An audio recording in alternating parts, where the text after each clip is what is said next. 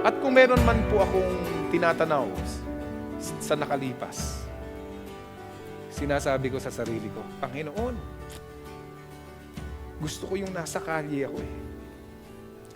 Kaya ako nag-resign sa trabaho, hindi para maging administrative bishop, nasa lamesa ulit.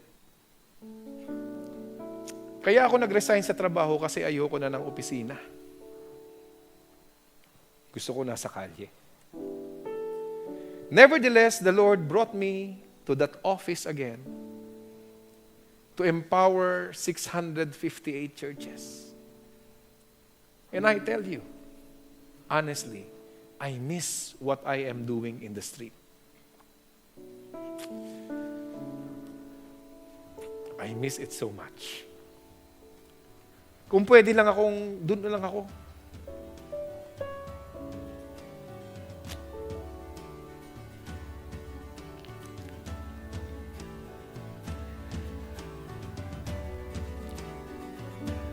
Kung pwede, doon na lang ako.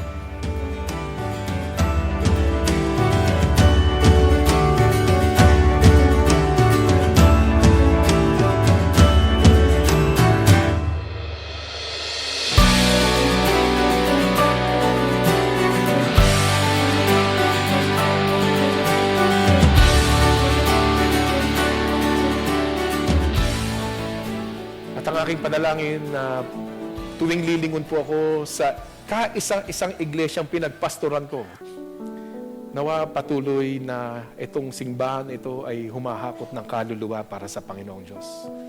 May it be our passion to do this in our life. Our passion, our lifestyle.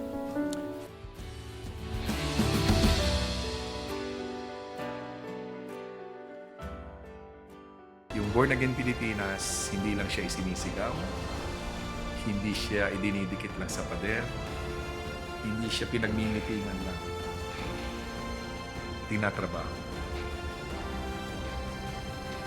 Trabahuin na. And I pray that we will be seeing this Born Again Pilipinas in our lifetime. Prayerfully. Outsiders, beautiful, come on we say, outsiders, beautiful.